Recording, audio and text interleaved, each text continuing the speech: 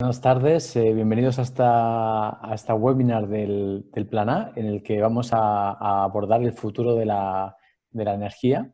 Quiero dar la bienvenida, saludar brevemente antes de presentar qué es lo que vamos a hacer a los invitados de hoy, a Iván Cabezuela, Country Manager de Valve en España. Muy buenas, Iván.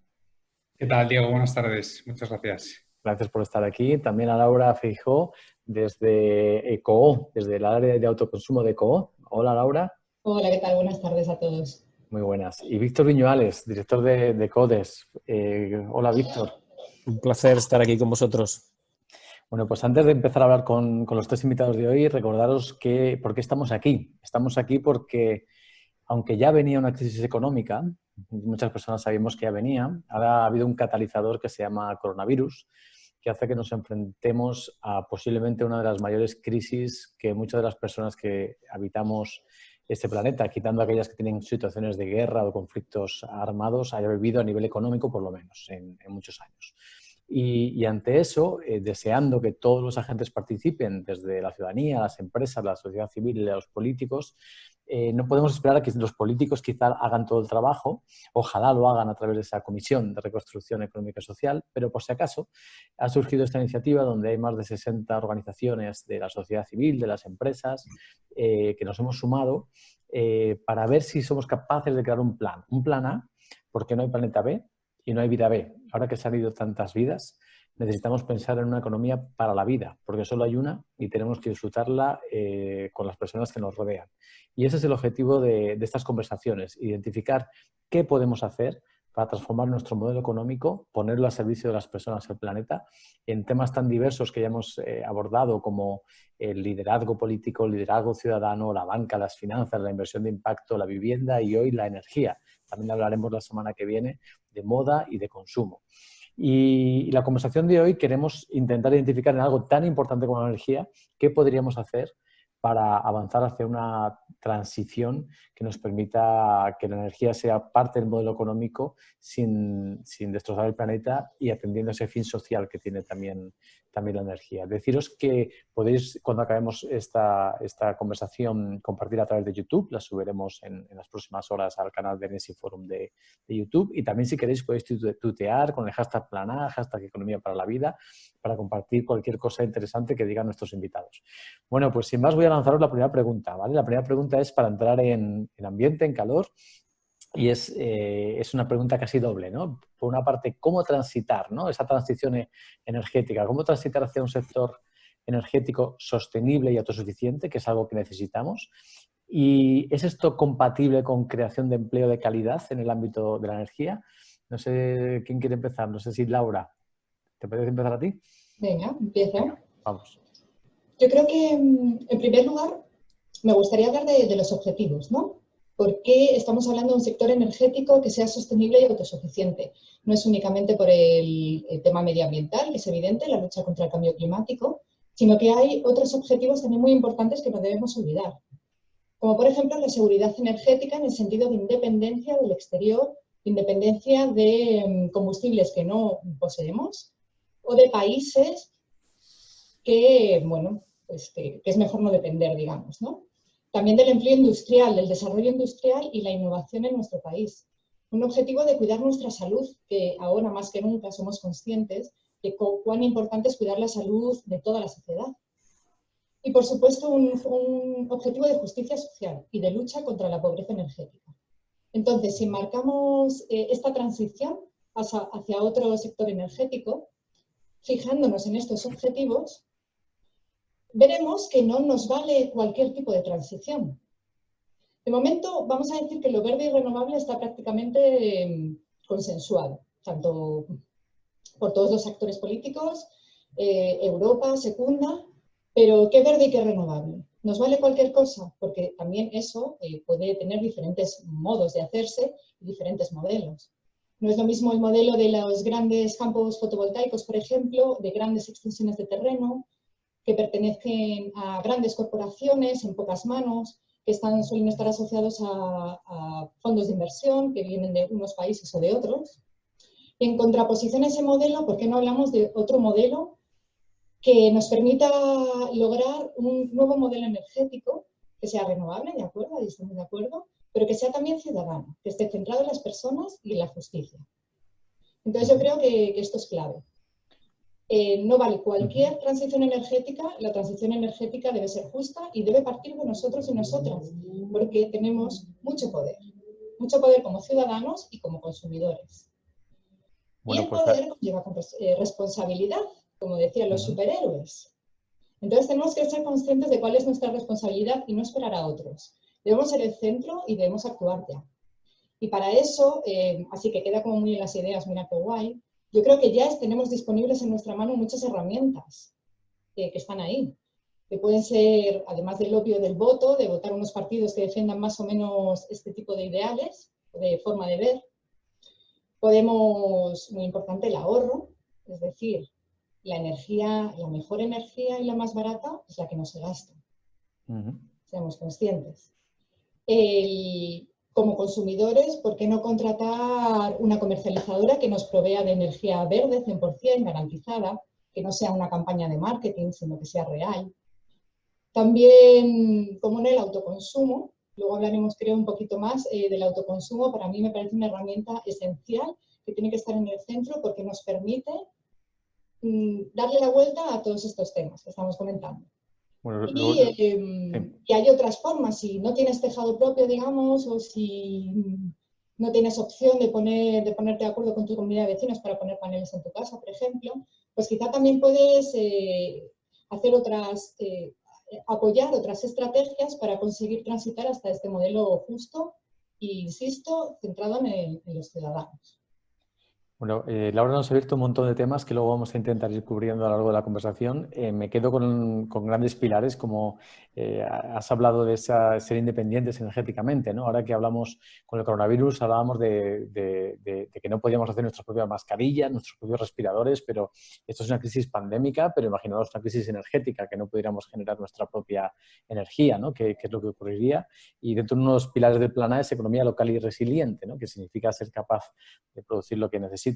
También has hablado del tema social tan importante, de la pobreza energética, la justicia social, democratizar de alguna forma la energía. Iván, ¿qué nos complementas desde el punto de vista también de las empresas que estáis en el sector?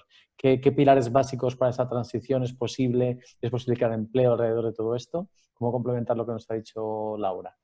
Perfecto. La verdad es que compartimos bastantes cosas, especialmente en el sentido de que tenemos una visión de lo que significa un modelo energético sostenible que va bastante más allá de lo que es la mera generación eléctrica y la actividad de comercialización de electricidad. En nuestro caso vemos que hay en concreto 6 pilares principales en los que debemos trabajar si queremos básicamente tener una recuperación más sostenible y utilizar esta crisis como una oportunidad para fijar un poco los cimientos de lo que va a ser nuestro modelo económico, productivo y de sostenibilidad de los próximos 10 o 20 años, ¿no? El primero de estos áreas para nosotros es el transporte, la movilidad y las infraestructuras. Al final, a día de hoy, un 27% de las emisiones de gases de efecto invernadero están relacionados con el transporte y con la movilidad, debido, entre otras cosas, a una sobreutilización del vehículo privado. Y esto excluye además vuelos internacionales. Y creemos que es importante, en primer lugar, trabajar en infraestructura y medidas que permitan ofrecer unas alternativas más sostenibles para distancias cortas. Hemos visto países o ciudades como Tel Aviv trabajando y aprovechando esta época de pandemia para construir más carril bici, más caminos peatonales, para dar más alternativas de vehículos compartidos, que son muy importantes. Y también dentro de materia de transporte, electrificación de la red de transporte, de un mayor apoyo a los coches eléctricos, a los cargadores y a las baterías. En el caso concreto de la comercialización y la generación, creemos que un poco los objetivos de generación renovable que plantea la actual ley de cambio climático, ¿no? De llegar a un 70% del sistema eléctrico en el año 2030, son poco ambiciosos y creemos que podemos ser más ambiciosos si utilizamos tecnologías y utilizamos el almacenamiento para crear un sistema más flexible. Creemos que es muy importante trabajar en el sector residencial y de edificación, compartiendo lo que decías, Laura, ¿no? sobre la necesidad de fomentar realmente el ahorro energético, ¿no? A través de una mayor eficiencia y al final, a día de hoy, especialmente la calefacción, pues el 35% del consumo de calefacción viene de productos petrolíferos a día de hoy, un 25% del gas natural, y hay que invertir en iniciativas como el hidrógeno o el gas verde. Creemos que es muy importante el papel de la industria, que es casi un 20% de las emisiones, y realmente creemos que todas las empresas deberían estar obligadas a reportar sus emisiones de alcance tipo 1, de alcance tipo 2.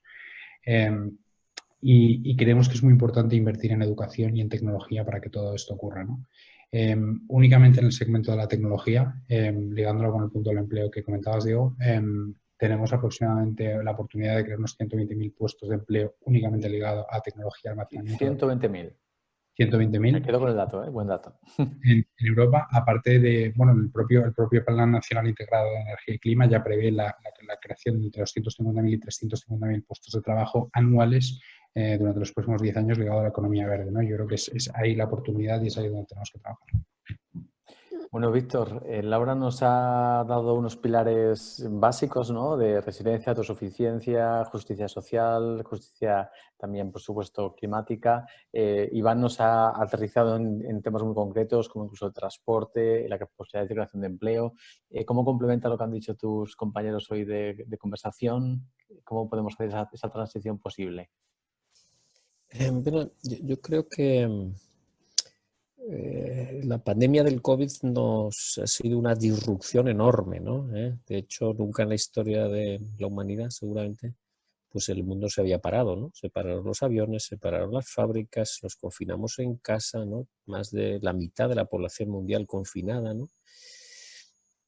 Por tanto, yo creo que esta crisis enorme, con mucho dolor, ¿no? Antes comentábamos un poco cuando no había empezado, mucho dolor, muchas familias, ¿no? Cientos de miles de personas muertas, afectados, ¿no? Lo peor que podríamos hacer es desperdiciar esta crisis y este dolor, ¿no? Tendríamos que sacar las lecciones. Y yo creo que todos tenemos un poco el ánimo removido porque en realidad lo que percibimos es que se nos están solapando las crisis, ¿no? Como ocurre en los helados estos de corte, que hay varias capas, ¿no? Chocolate, vainilla, tal. Y tenemos efectivamente una crisis enorme sanitaria, ¿no? Que ahora hay países que está teniendo el pico, ¿no? Y con muchísimos miles de muertos cada día, ¿no? Pero se está solapando una crisis económica enorme también, ¿no? Con la OIT cifraba en 300 millones de desempleados, ¿no? Asociados a la pandemia, ¿no? Y tenemos una crisis social asociada a este desempleo, porque esos 300 millones de desempleados, ¿qué quiere decir? Bueno, pues 300 familias con menos ingresos que tienen que seguir comiendo, que tienen que, bueno, viviendo y no ha desaparecido la crisis ambiental, la crisis climática, ¿no? De hecho, se ha producido una paradoja, ¿no? Con la crisis climática hubo parlamentos, el nuestro, por ejemplo, en nuestro país, pero también el Parlamento Europeo, que declaró la emergencia climática, solo que después no hizo nada. Aquí, pues inmediatamente que se declaró el estado de alarma, nos pusimos en modo emergencia, ¿no? Y de repente, y eso es algo inaudito, ¿no? La economía se paró al servicio de la salud. Es inaudito e inesperado, ¿eh? Y yo creo que tendríamos, por eso digo que un poco todo este tema de la energía hay que enmarcarlo en este contexto. No estamos hablando de qué pasa con la transición energética, no es lo mismo antes del COVID que después del COVID, ¿no? Porque ahora tenemos que hacer un esfuerzo para que las alternativas que planteamos, las soluciones que planteamos, a ser posible, ofrezcan salidas convergentes y sean útiles y buenas desde el punto de vista de la pandemia sanitaria, desde el punto de vista de la pandemia económica, desde el punto de vista de la pandemia social y de la pandemia ambiental. Ese sería el ideal, ¿no? Y ahí hay una pelea que no está resuelto por dónde vamos a salir.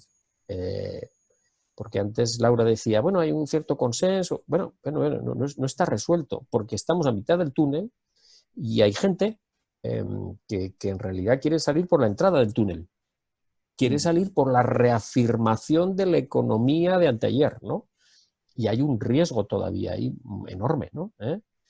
Vemos que muchas veces las compañías automovilísticas están diciendo, sígueme financiando el coche de ayer, ¿no? Y podemos estar en un tris de desperdiciar un enorme desembolso económico que comportará un incremento muy grande de la deuda pública en actividades que no están bien orientadas hacia la sostenibilidad de nuestra economía, ¿no? Es decir, entonces, yo creo que esa es la encrucijada en la que tenemos y en la que hay que situar esta transición energética, que efectivamente es un pilar fundamental, ¿no? No, me gusta que además hagas ese marco, ¿no? Porque en todas las conversaciones estamos hablando de cómo todo está interconectado, lógicamente, la economía con la energía, con la parte de las vidas, ¿no? De la parte social. Y de hecho, esto último que has apuntado es verdad. El otro día, en una de las conversaciones, se decía que ahora que se va a movilizar tanto dinero desde Europa y desde el gobierno, que al final es desde nuestros bolsillos, que no se nos olvide, para reactivar o reconstruir la economía, ¿qué tipo de economía? ¿A qué tipo de empresas? ¿Vamos a darlo a esas empresas automovilísticas para que sigan haciendo el diésel o la gasolina en nuestro país? ¿O vamos a apostar para que hagan otro tipo de cosas, ¿no? O otro tipo de empresas? Habéis apuntado algo que quiero que me contestéis, a las barreras, a las limitaciones. Es decir, sobre el papel, y mucha gente nos escuchará, dirá, bueno, aquí todo el mundo dice que todo el mundo quiere hacerlo, ¿no? Los políticos quieren ir a por esta transición, tanto económica como energética. Las grandes empresas también quieren ir, toda la ciudadanía queremos ir. Bueno, entonces, ¿por qué no ocurre? ¿Por qué no ocurre, como ha dicho Víctor, como con el COVID, ¿no? Que realmente hemos ido tomando medidas urgentes, acertadas o no, pero urgentes para hacer algo? ¿Qué barreras hay? O sea, ¿quién pone el freno? ¿Desde lo político qué barreras tenemos? ¿O desde lo económico? ¿O desde lo empresarial? Porque yo creo que la tecnología existe, las soluciones existen. No sé si estáis de acuerdo. ¿Sí? Sí, estamos de acuerdo, ¿no? Tecnología, soluciones las tenemos. Entonces, ¿por qué no ocurre ya? ¿Qué barreras tenemos que superar y cómo? Si también sabéis cómo. Cualquiera, Laura. Sí, me arranco. Creo que hay algo de que hasta que no lo tenemos en la puerta no somos conscientes. Y ha pasado con el COVID y con la pandemia. Yo me acuerdo a finales de febrero, hablando con mis amigos, un poco medio en broma, medio en serio, de que si los chinos, de que si el virus, de que mira qué difícil la situación. En ningún momento planteamos que, por supuesto, eso nos fuese a pasar a nosotros. Un amigo nuestro está viviendo en Taiwán y preguntándole qué pasaba en Taiwán sin fijarnos en que 2 semanas más tarde estábamos confinados. 2 semanas. Y estábamos tan felices sin ser conscientes. Y con el cambio climático va a pasar algo así. Es que ya lo tenemos en la puerta. Pero hasta que no nos arrase como nos ha arrasado el COVID, parece que no nos damos cuenta de que tenemos que reaccionar ya. Y que el momento es ya.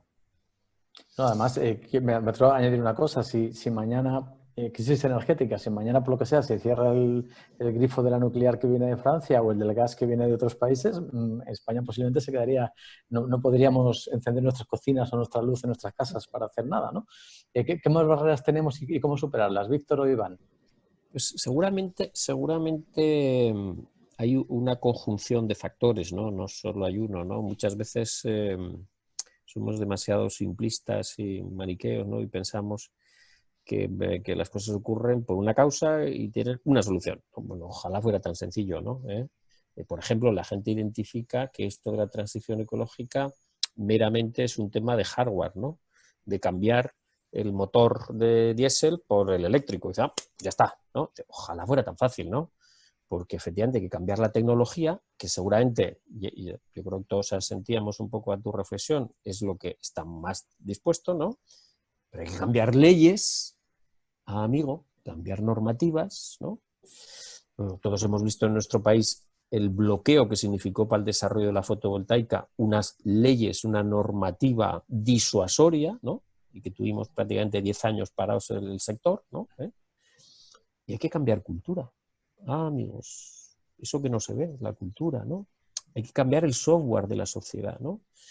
Esto es muy complicado, porque mientras a lo mejor cambiando, es decir, 5 gobiernos, ¿no? Pues condicionan el 80% del PIB, ¿no? Pues realmente la cultura es un tema que afecta a los 47 millones de españoles, ¿no? Entonces es más complicado. Entonces yo creo que cuando tú decías, ¿qué barreras? Pues una muy fuerte es la inercia. Es que siempre se ha hecho así, ¿no? Otra, muy grande, lógicamente, son los intereses creados, ¿no? Que decía Benavente, y que expresó de otra manera en la primera película, no sé si recordáis, de Al Gore, que decía, no era de él la frase, ¿no? Y yo no recuerdo quién era la frase, pero decía, decía, es muy difícil que alguien entienda algo cuando su nómina depende de que no lo entienda, ¿no? Bueno, entonces, de alguna forma, efectivamente, están los intereses creados ahí también, ¿no? O sea que yo creo que hay un conjunto de factores, ¿no? Que explican esa resistencia. También ocurre muchas veces que despilfarramos muchas energías, ¿no? Porque no se establecen bien alianzas de cooperación para buenos fines, ¿no? Y entonces uno tira para allá, y otro tira para allá, y otro tira para allá, y entonces, bueno, desperdiciamos un montón de energías porque no todo el mundo está tirando en una misma dirección, ¿no? O sea que yo creo que pasan muchas cosas, pero tenemos que encontrar maneras de hacer un cambio rápido, ¿no? Porque esto va de hacer un cambio rápido. Los científicos del clima nos dicen, en 10 años deberíamos hacer esto. En 10 años hay que hacer un huevo de cosas, y por tanto tenemos que hacerlas de otra manera. Nosotros vamos a ir a la Comisión de Reconstrucción de este viernes al Congreso de los Diputados, y nuestro planteamiento es decir, bueno, multipliquemos por 10 la tasa de rehabilitación de viviendas de este país. Estamos rehabilitando más o menos al año 25.000. Deberíamos rehabilitar 250.000. Pero rehabilitar 250.000, no significa solo meter más dinero. O lo haces de otra manera o es imposible multiplicar por 10, ¿no? Entonces yo creo que también hay un desafío de innovación, de hacer las cosas de otra manera, ¿no? Sí, el otro día en la webinar de vivienda hablaban de esto mismo, ¿no? Que también, parecido a lo que decía antes Laura, la vivienda más sostenible, primero la que no se tiene que construir de nueva, sino rehabilitar lo que hay. Y hablaban de este dato que dabas de rehabilitación y que decían que ni siquiera los profesionales están formados e interesados en rehabilitar, que en una carrera de arquitectura se da un cuatrimestre o antes se daba un cuatrimestre de rehabilitación, ¿no? Iván, desde vuestro punto de vista como empresa, que estáis muy cerca del cliente, del ciudadano que quiere tener energía en su casa, ¿qué barreras hay? ¿Qué más se podría hacer para superar estas barreras? Pues mira, lo primero, haciendo alusión a lo que decías, Víctor, creo que, comparto profundamente lo que decías de que se han producido algunos elementos durante la época de esta pandemia que pueden tener una lectura positiva, ¿no? Y que pueden llevar a un aprendizaje para enfrentar la crisis climática, ¿no? Yo creo que hay 3 cosas en concreto que no están ocurriendo al nivel que deberían con la crisis climática y que sí hemos visto durante estos meses, de los que podemos y deberíamos aprender, ¿no? El primero de ellos es que creo que por primera vez la ciencia ha cogido más peso en la agenda política. Hemos visto a un montón de gobiernos en diferentes países siendo asesorados por científicos y por mesas de expertos. En segundo lugar, hemos visto unos niveles de colaboración público-privada básicamente que no tienen demasiado precedente y que creo que es en todo caso absolutamente necesario para afrontar la crisis climática. Y en tercer lugar, creo que hemos visto a nivel individual en la sociedad un nivel de concienciación, de generosidad y de actuación colectiva como nunca habíamos visto hasta la fecha. Y creo que si somos capaces de utilizar estos 3 elementos para abordar la crisis climática, sería extremadamente poderoso, ¿no? Creo que hay 2 barreras que son importantes para desarrollar un nuevo modelo energético y que afectan mucho al impacto que puede generar cada individuo. El primero es la educación y la concienciación social, que lo habéis mencionado también, pero creo que es relevante. Además, lo que ocurre en el caso de España es que a pesar de ver que la crisis climática es un gran problema, todas las encuestas indican, ¿no? a que la gente suele verlo muy enfocado en el resultado de lo que hacen las empresas, en el resultado de lo que hacen el gobierno, y también es posible generar un impacto a nivel individual con pequeñas cosas. Y en segundo lugar, creo que es extremadamente complejo a día de hoy, por eso creo que es tan relevante la labor que hacéis desde ECO, desde ECODES, porque a día de hoy tú eres un usuario individual que tienes tu factura de la luz con cualquier comercializadora. Esto lo cuento ya un poco más desde nuestra perspectiva de comercializadora, y realmente ya es extremadamente complejo gestionar la factura de la luz a día de hoy, y a día de hoy todavía desarrollar proyectos de autoconsumo, proyectos de almacenamiento, gestionar un vehículo eléctrico, gestionar cargadores, etcétera, son proyectos que son muy complejos y creo que hay un papel muy importante de las empresas para intentar simplificar, ¿no? Básicamente toda la complejidad que está detrás de todos estos modelos y trasladarlo en algo simple que todos los usuarios puedan entender y por lo tanto se pueda democratizar, ¿no? El uso de energías renovables entre la población. Creo que eso es extremadamente importante.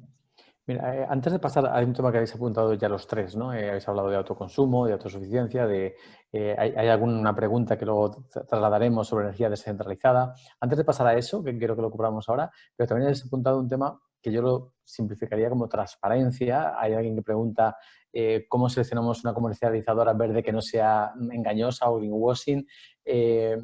¿Cómo veis eso de la transparencia? Desde el punto de vista del ciudadano, ¿es fácil entender con quién estás contratando? ¿Es fácil entender por qué estás 2 meses fuera de casa, vuelves y tienes una factura de la luz enorme? ¿Ese tipo de cosas se podrían mejorar? ¿Esa transparencia? ¿Y cómo? A Laura dices que sí, no sé. Y sin duda, hay que hacer mucha pedagogía. Hay que ser más transparentes y también hay que explicarse mejor y explicar más.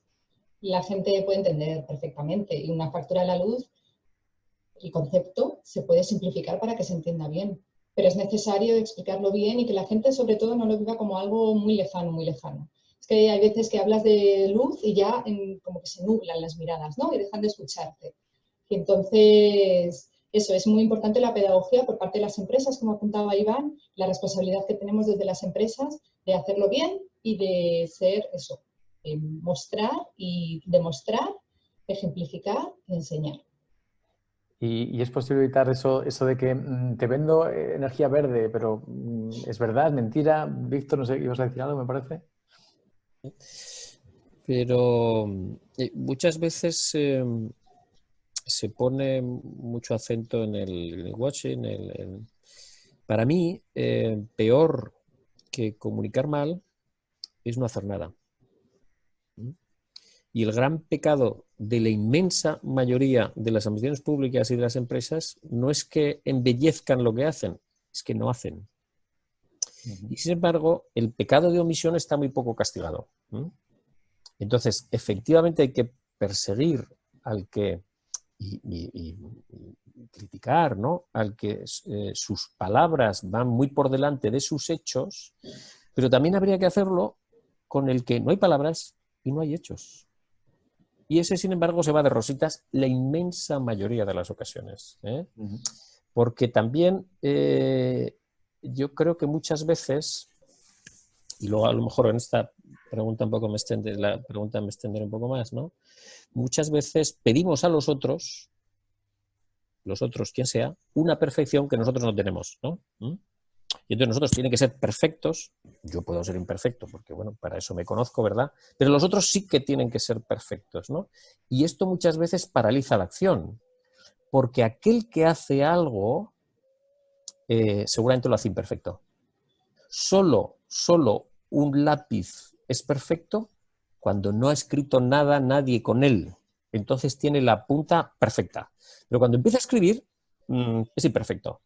Es decir, porque los sueños cuando son perfectos es cuando todavía no se han hecho. Pero cuando te pones a hacerlos, se hacen imperfectos.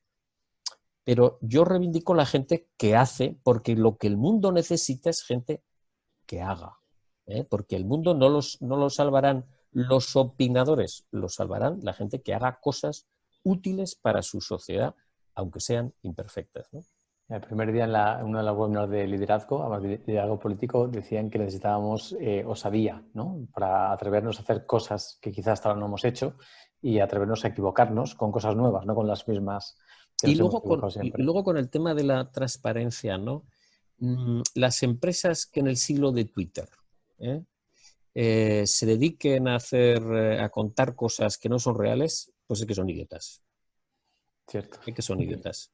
Porque en cualquier momento, saca un móvil, escanea un documento y pone blanco, negro sobre blanco, lo que ocurre. O sea, que entonces, si no van a hacer algo de verdad, mejor que no lo cuenten. Porque pasará un tiempo, pasará otro, pero al final eso se va a saber. O sea, que en ese sentido mi recomendación sería, o sea, en el siglo XX quizás, y no te enterabas de lo que una empresa estaba haciendo a 10.000 kilómetros de distancia, pero ahora Pues es que, es decir, que en ese sentido yo concuerdo un poco tanto lo que han dicho Laura y Iván, ¿no? Quiero decir y hacen bien las administraciones públicas en incrementar la presión para que las empresas informen, ¿no? Las empresas también deberían informar las administraciones públicas, ¿no? Es decir, nos hemos enterado en plena pandemia, por ejemplo, ¿no? Que mientras nosotros nos esforzamos en nuestro país y estamos pagando una deuda pública enorme para hacer tropecientos aeropuertos que no se han utilizado, en Alemania, que tiene menos aeropuertos que nosotros, pues tienen, y lo hemos comprobado en la crisis, 29 UCIs por cada 100.000 habitantes, mientras nosotros tenemos 9. Ergo, la transparencia, efectivamente, también tiene que ver con la contabilidad y con el contar el impacto real de las cosas, lo hagan las empresas, lo hagan las administraciones públicas, lo hagamos todos. No sé si quieres añadir, Iván, algo más sobre esto o pasamos ya a uno de los temas que creo que son más importantes de abordar, que habéis ya citado y que muchas personas han comentado, que sería el tema de autoconsumo, energía descentralizada. ¿Quieres añadir algo o pasamos a...? Simplemente una cosa rápida que creo que es interesante y es con respecto al concepto de transparencia, ¿no? Básicamente, al final, una de las cosas que ocurre en España es que, por desgracia, ¿no? El sector eléctrico es el peor valorado por los consumidores. Y precisamente, ¿no? Cuando preguntas, de hecho, el peor valorado es la electricidad, el segundo peor valorado es el gas. Y el motivo principal, junto con los altos precios y la atención al cliente, es precisamente la falta de transparencia, con lo cual es algo que es absolutamente fundamental, ¿no? Y yo creo que con respecto a lo que significa ser renovable y a lo que significa tener energía renovable, yo creo que es importante contextualizarlo, ¿no? Al final, no vas a cambiar el mundo de la noche a la mañana, ¿no? Básicamente estando con una empresa de energía renovable, pero según nuestra forma de verlo es una manera de aportar un granito de arena realmente a que siga incrementando la demanda de energía renovable y hay muchas maneras de hacerlo, ¿no? Creo que los modelos a los que nosotros miramos más, que desarrollamos y los que realmente nos llaman más la atención es precisamente aquellos modelos que intentan también favorecer y fomentar el desarrollo de pequeños generadores en el entorno rural o en el entorno urbano y que realmente permiten básicamente desarrollar también el mundo de la generación o tecnologías como el gas verde o potencialmente, ¿no? como el hidrógeno, ¿no? Entonces, eso es lo que realmente es importante para nosotros. Bueno, pues pasamos al siguiente tema. ¿Es viable pensar que de forma masiva, no de forma pintoresca en algún lugar, hablemos de energía distribuida, como nos contaba Rifkin, de descentralización de la energía, que no esté concentrado, alguien preguntaba por aquí por los oligopolios, ¿no? Que no esté concentrado en ciertos lugares, que además se pueda autogenerar y autoconsumir en proximidad, no tener que transportar tanta energía con el derroche que eso lleva? ¿Es posible? ¿Qué tendríamos que hacer? Antes Víctor apuntaba un poquito el tema de lo que ha pasado en el pasado en España, ¿no? Quizá la certidumbre legal pudiera ayudar, pero ¿qué se puede, es posible y se puede, y qué se puede hacer para catalizar esa transición en caso de que el autoconsumo, la democratización de la energía sea algo mucho más alineado con esa sostenibilidad y frenar el cambio climático? Hombre, Laura, yo creo que lo empezaba a apuntar antes en su primera intervención, ¿no? Yo creo que en el tema de la energía han pasado varias cosas muy gordas, ¿no? Una, el que recordemos todos un poco las veces que en Europa, y en España también ha habido lamentos, ¿no? Porque no teníamos petróleo, no teníamos gas, ¿no? Fíjate qué pobres éramos, ¿no? ¿Vale? Y ahora, por mor del desarrollo tecnológico, de repente estamos mirando alrededor y nos reconocemos ricos, ¿no? En dos energías enormes, ¿no? Que nos dan una soberanía energética que es el sol y el viento, ¿no? Esto es un cambio impresionante que ha sucedido muy rápido, ¿no? Entonces, ese es un cambio. Okay. Y el otro cambio es que habíamos conocido y todavía estamos, yo creo que en ese modelo mental, ¿no? Un modelo energético en el que había unas pocas instalaciones que producían mucha energía, ¿no? ¿Vale? Y millones luego de consumidores que la consumían. Este era el modelo un poco aceptado, ¿no? Y eso también ha cambiado, porque ahora podemos ser consumidores, sí, pero también productores, prosumidores, que se dice, ¿no? Un palabra ahí raro, ¿no? Pero yo creo que en ese sentido tenemos que gestionar estas dos revoluciones a un tiempo que son enormes, ¿no? Que son enormes, ¿no? Y exige cambios tecnológicos, cambios culturales también, ¿no? y cambios normativos. Es decir, que al final cuando las cosas avanzan es cuando esos tres factores, la tecnología, la normativa y la cultura, empujan en la misma dirección. Si hay alguno de esos que se bloquea, por ejemplo, en nuestro país se bloqueó claramente el desarrollo normativo, de repente, ¿estaba la tecnología fotovoltaica? Sí. ¿Estaba la cultura de la gente? Hombre, pues todo se puede mejorar, pero sustancialmente sí. Pero se bloqueó la normativa. Entonces bloqueamos el desarrollo y pasamos de ser una potencia que nos citaba Obama, ¿no?, en renovables y en lo esto, a decir estar parados, y de repente todo el desarrollo se ha hecho fuera de España, ¿no? O sea que en ese sentido yo creo que estamos un poco en la digestión, ¿no?, de esas dos revoluciones que en la energía se han producido seguramente como en ningún otro, porque en ningún otro sector económico se ha producido esta cosa tan fuerte, ¿no? Porque estamos acabando una era, la era de los combustibles fósiles. Se está acabando, ¿no? Esto es muy gordo. Se está acabando una era, ¿no? No es una película corta, ¿no? Está acabando una civilización casi, ¿no? Y hay resistencias, lógicamente. No es una era de cambios, es un cambio de era. Sí, Laura, sí. vosotros en ECO y también sé que con la plataforma para otro modelo energético, este tema es una de vuestras puntas de lanza. ¿Qué nos dices? Efectivamente, y yo creo que el autoconsumo, como apuntaba Víctor, es una revolución. Y es la revolución que tiene que venir. Y es la revolución que está a punto de llegar. Porque es cierto, en esos tres pilares que comentaba Víctor también, lo social, lo cultural, lo normativo y lo tecnológico. Lo tecnológico está superado porque las instalaciones fotovoltaicas están ahí, la tecnología fotovoltaica está sobradamente probada, es muy competente en precio y es tan sencilla que funciona muy bien.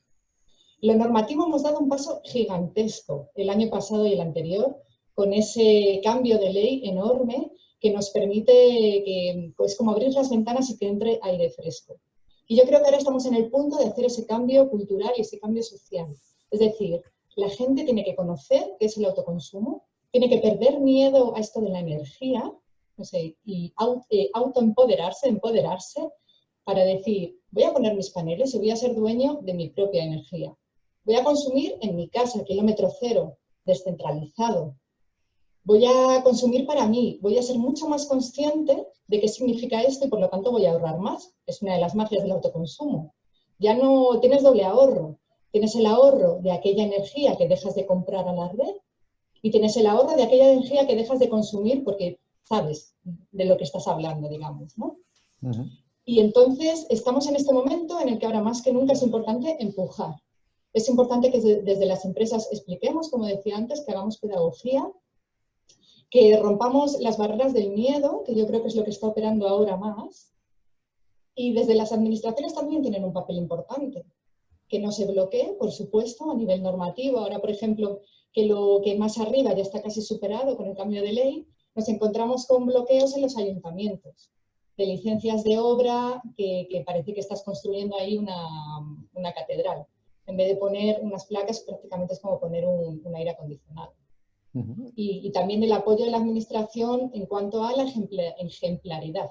Creo que ahora las empresas también tienen que poner en sus naves y en sus tejados energía, placas, para que se vea que es algo que funciona y que está ahí y que es una solución para todos estos retos a los que nos enfrentamos. Y yo creo, Laura, que a los factores que dices, quizás la crisis del COVID no puede aportar otro, porque yo creo que el COVID lo que ha creado es un poco que un mundo que creíamos seguro, que era el mundo del comercio, ¿no?, de que compro aquí, compro allá, no sé qué, de repente pues hemos visto que se puede interrumpir, ¿no? Que cuando hay crisis, pues efectivamente, si en Turquía no tienen respiradores para ellos, es totalmente normal que digan que no salgan los respiradores, los necesitamos nosotros, ¿no? O si no tienen mascarillas, es normal, eso ocurre en las crisis, ¿no?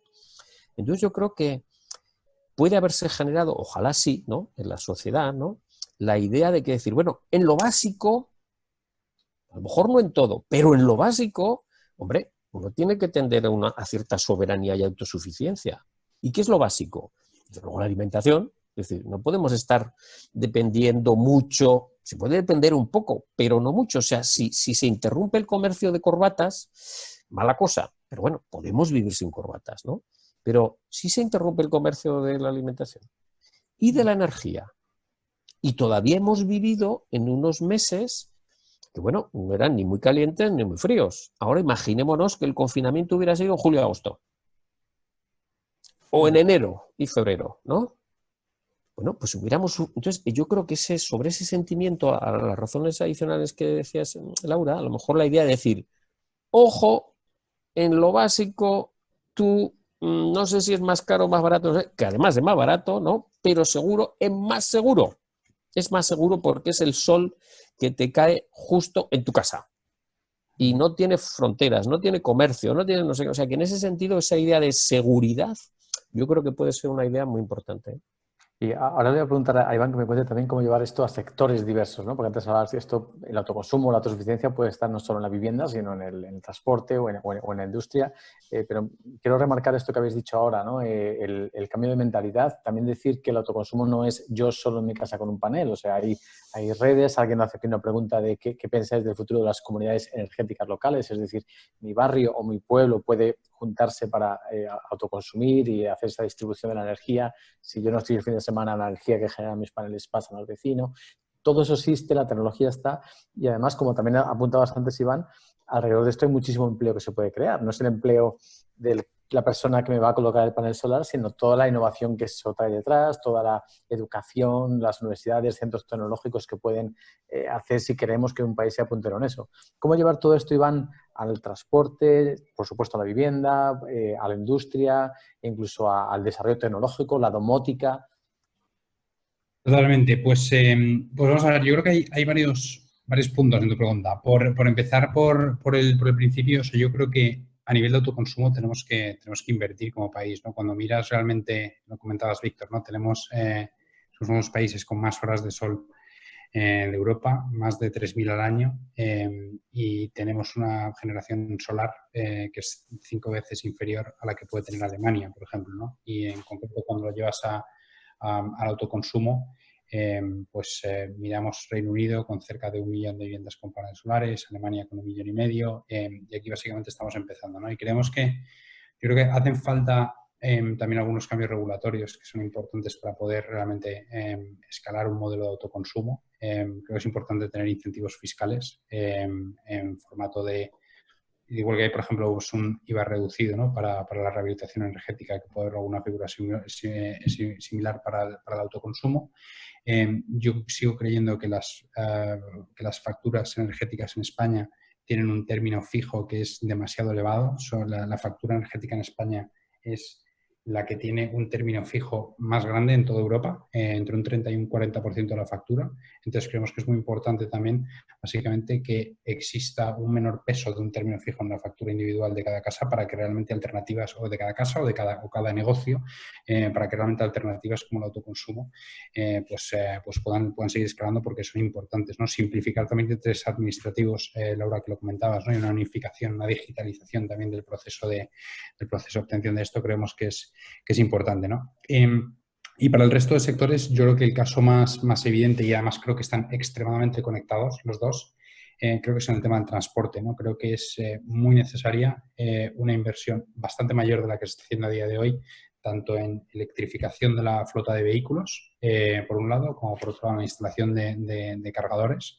Creo que es importante y debemos ser bastante ambiciosos, ¿no? Al final, a día de hoy, ¿no? Tenemos un número, por ejemplo, de cargadores para vehículos eléctricos que es muy bajo, de apenas 5.000, y necesitaríamos llegar a entre 70.000 y 90.000 para poder ser neutros en emisiones en el año 2050, con lo que se le pronostica, ¿no?, al mercado de transporte, y creemos que hay que hacer una inversión ahí. Y también el vehículo eléctrico, ¿no? Tenemos algunos planes como el plan MOVES que son relativamente bajos, y por ejemplo Francia acaba de lanzar no sé si es a la que te referías, Diego, que comentabais el otro día, pero acaba de anunciar un plan de 8.000 millones para inyectar dinero en la economía, y está completamente centrado en el desarrollo del vehículo eléctrico, ¿no? Y creo que el vehículo eléctrico es especialmente importante en este contexto de autoconsumo, porque al final supone una oportunidad de tener millones de baterías conectadas en millones de casas por toda España, que son capaces al final, pues, de poder verter energía a la red, ¿no? Entonces, si piensas en un modelo en el cual de 7 a 11 de la noche principalmente, que es la hora pico, cuando más caro cuesta la energía y también cuantas más emisiones se producen en el sistema, si tú eres capaz de conectar estas baterías, estos vehículos eléctricos de vuelta a la red, básicamente para que te den de vuelta la energía y se carguen por la noche cuando hay menos emisiones, cuando la energía cuesta menos dinero, la oportunidad es impresionante, ¿no? Y daría muchísima flexibilidad a la red, y creemos que es ahí donde hay que invertir, y es ahí donde vemos que está el futuro. ¿Queréis añadir algo más sobre cómo movilizar, potenciar autoconsumo antes de pasar a la siguiente pregunta?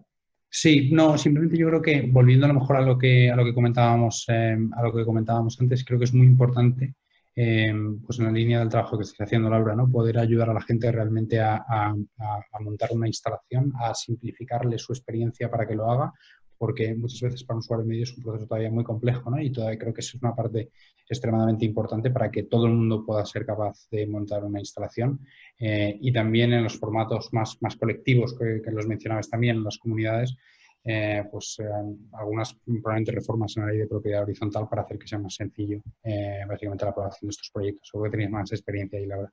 ¿Cuál sería, Laura, también, añado una preguntita a esto, ¿cuál sería el rol también de los municipios en todo esto? ¿Vale? Porque antes lo habéis apuntado un poquito y aquí hablamos de ir de lo grande a lo pequeño. ¿Podrían los municipios también fomentar esto de alguna forma o está fuera de su competencia y capacidad? Efectivamente, creo que es importante señalar que cuando hablamos de autoconsumo no estamos hablando de que sea obligatorio tener tejado propio y por lo tanto vivir en un chalet, sino que existe el autoconsumo colectivo, es decir, en una comunidad de propietarios, poner paneles que puedan dar energía a todos los vecinos.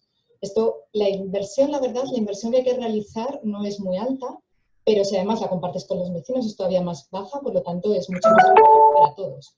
Y además, ya en la otra puntita, sería el autoconsumo colectivo de proximidad, es decir, puede haber un ayuntamiento, que decías antes, que tenga la cubierta del polideportivo, una cubierta perfecta, orientada y muy grande, que la llene de paneles fotovoltaicos y que luego pueda compartir esa energía con los vecinos. Con los vecinos en un radio de 500 metros, que no está mal, y ojalá ese radio cambie. Esto es una herramienta brutal también para luchar contra la pobreza energética. Y es una herramienta para que aquellos que no tienen tejado por el motivo del que sea, que también se puedan beneficiar del autoconsumo y de la energía solar. Es muy importante. Luego, solo por enfatizar, bueno, dos cositas. El autoconsumo es rentable medioambientalmente, es rentable socialmente y es rentable económicamente. No se tiene que ver como un gasto, a pesar de que quizá tengas que tener ahí unos ahorros o no, porque hay muchas posibilidades de financiación, pero es una inversión que es como comprar energía en una bolsa mucho más barata que la que te venden desde la red. Por lo tanto, es la mejor forma de comprar energía. Y por otro lado también apuntar lo importante que es en la creación de tejido empresarial local, porque afortunadamente estas instalaciones son sencillas de hacer. Por lo tanto, es muy fácil reciclar la mano de obra de los electricistas del barrio, que toda la vida, o sea, que conocen perfectamente su materia, es fácil que se reciclen para empezar a instalar paneles fotovoltaicos. Por lo tanto, no es necesario ni siquiera depender de grandes profesionales que yo que sé qué, sino que desde lo pequeñito, desde lo local, se pueden crear trabajos duraderos y autotrabajos también, ¿no? No sé si, Víctor, quieres añadir algo más antes de pasar a la última gran pregunta que tengo para vosotros. Sí, bueno, porque conecta con lo que cuenta Laura y porque conecta con una pregunta que me hacían expresamente y que quiero responder, ¿no? Hoy justamente nosotros hemos presentado una iniciativa, ¿no?, de autoconsumo colectivo de proximidad y solidario, ¿no?, porque tiene una parte, un 10% de los recursos que se obtienen para apoyar a personas vulnerables, ¿no? Y desde nuestro punto de vista tiene un montón de cobeneficios, ¿no? Porque por un lado es bueno para España, ¿no?, reducir la factura de los combustibles fósiles, es bueno para la soberanía energética de España, para la soberanía energética de la ciudad en la que se instala, para el bolsillo de los vecinos, ¿no?, para los vulnerables y para los comercios que también se benefician, ¿no?, y para la creación de una cosa que es fundamental, yo creo que lo estamos viendo, es que aumente la confianza interpersonal entre vecinos en una comunidad, ¿no? Entonces, a eso responde esta iniciativa que hemos desarrollado, que se ha presentado con el Ayuntamiento de Zaragoza como socio, que aportará, como decía Laura, esa instalación, ¿no?, y con EDP Solar, ¿no? Entonces, había una un participante que preguntaba y un poco venía a decir, ¿no? Esa es mi interpretación, venía a decir, sí, pero EDP Solar, sí, pero esto es una de las grandes, ¿no? Un poco greenwashing, ¿no? Y entonces yo quería explicarle un poco por qué, es decir, explicar un poco el proyecto sucintamente, en nuestra web está un poco más explicado, ¿no? Pero ¿por qué nosotros hacemos esto, ¿no? Muy a lo corto, ¿no? Si oímos a los científicos del clima nos dicen que tenemos que hacer un cambio enorme, que sería una reducción de nuestras emisiones un 7% anual, en un plazo de 10 años, ¿vale? Entonces, nosotros pensamos que hay que ser coherentes entre el diagnóstico, estamos en una situación extremadamente mala, que lleva a declarar esa emergencia climática, y el diagnóstico y la terapia tiene que ser coherente con el diagnóstico.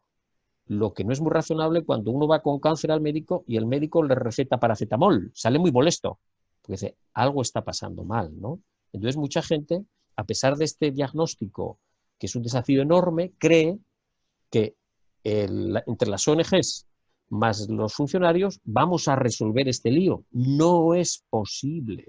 En España estamos 500.000 de personas que trabajamos en las ONGs, 3 millones de personas que trabajamos en el sector público, 16 millones de personas que trabajan en el sector privado. Pensar que lo vamos a hacer entre el 500.000 de ONGs y los funcionatas es no darse cuenta de la magnitud del problema. Entonces, por eso nosotros decimos que las empresas son muy importantes, ¿vale? Y nos orientamos en dos direcciones. Uno, empujar a las grandes a que su impacto sea positivo en la sociedad y abandonen ese enfoque con el que han funcionado una parte enorme del tiempo y que han sido parte de los problemas ambientales que es la maximizar el interés para el accionista, tienen que ser útiles para su sociedad. Como pensamos que necesitamos también cambios disruptivos, somos muy partidarios y apoyamos y somos socio aliado estratégico en España del movimiento B Corporation, porque pensamos que las empresas tienen que emplear el poder de los negocios, que es enorme, para ser útiles a su sociedad. Por eso, efectivamente, hacemos cosas a veces con las grandes, con las pequeñas disruptivas, porque pensamos que no hay tiempo para ser perfectos. Esta revolución, que hay que hacer una auténtica revolución, la tenemos que hacer gente imperfecta, como las 82 personas que estamos aquí. No somos perfectos. Yo no soy perfecto y no sé si alguien que está aquí levanta la mano porque piensa que lo es. Está claro que la gente, lo que estamos, con nuestras contradicciones, tenemos que hacer esto, ¿no? Está claro Por eso hemos hecho este proyecto, que creo que es muy útil y os animamos a que lo conozcáis, ¿no? Y lo hemos hecho con una de las grandes, ¿no? Pero hacemos muchas otras cosas con gente mucho más disruptiva y mucho más... Por apuntar, Víctor, lo que dices y pasar a la última pregunta por el tiempo, este reto es tan inmenso que todo el mundo tiene que contribuir. Y, lógicamente, las grandes tienen que transformar la forma de hacer cosas, igual que tú, yo, cualquiera tenemos que transformar la forma de hacer cosas. Última pregunta. ¿Sabéis, los que habéis seguido las webinars, que tengo un poder secreto y que en los últimos minutos puedo conceder durante un momento a los panelistas pasar a ser el Consejo de Ministros del Gobierno de España? Es un poder secreto que tengo, solo me dura este ratito, entonces vas a tener durante un momento esa oportunidad. No vas a tener que ir, Víctor, a la Comisión de la Reconstrucción a decirles qué tienen que hacer, sino que lo puedes hacer ahora.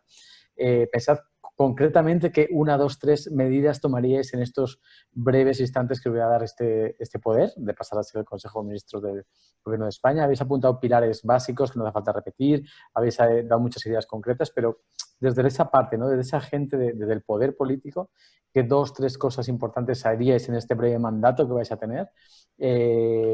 Más a nivel macro, habéis apuntado muchas cosas locales, hay aprendizajes que no me quiero olvidar del coronavirus, como esas redes de solidaridad que han salido en los barrios, eso va muy alineado con lo que decía Laura, de esas redes que se pueden crear, de ese apoyo a empresas locales, de ese sustento local, pero desde el gobierno, que siempre como que apuntamos, ¿no? Al gobierno, es más fácil criticar al gobierno.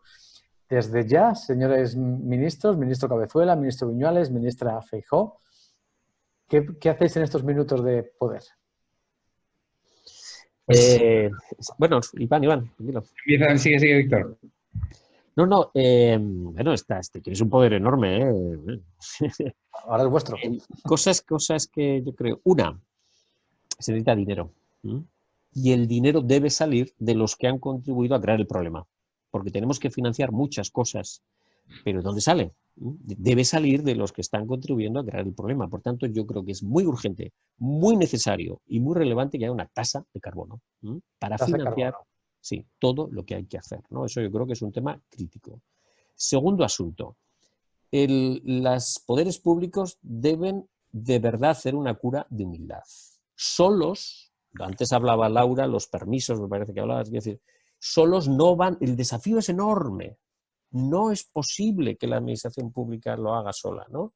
Y tiene que propiciar, primero, tiene que utilizar todos sus poderes, desaprovecha un enorme que es la contratación pública verde, y con lo que dicen una parte de la política simplemente lo desdicen en la contratación pública. Bueno, pues si dices esto, por favor, contrata esto, ¿no? Antes hablaba Laura, y tiene toda la razón, la ejemplaridad.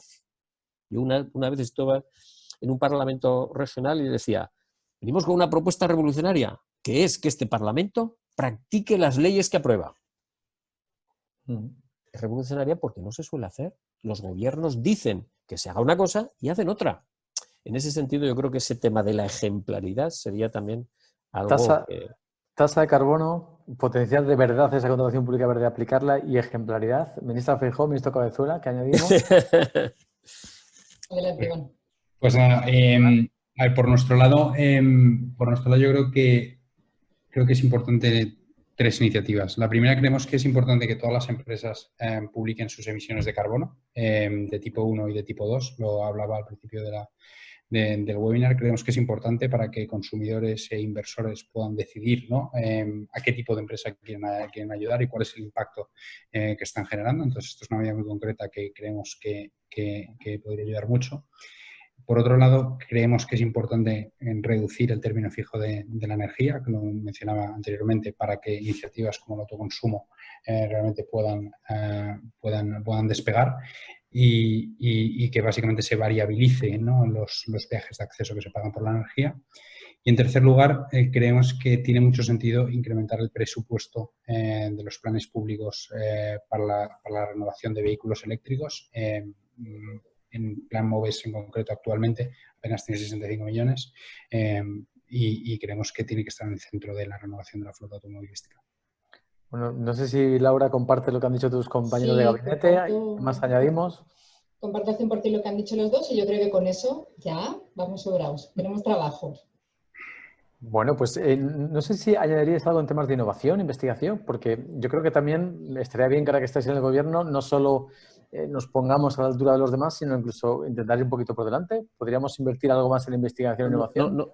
Totalmente. Antes lo decía Iván y yo creo que haces muy bien en resaltarlo, ¿no? Porque, y habría que decirlo alto y claro, los gobiernos no escucharon a los científicos en relación con las pandemias virales, ¿no?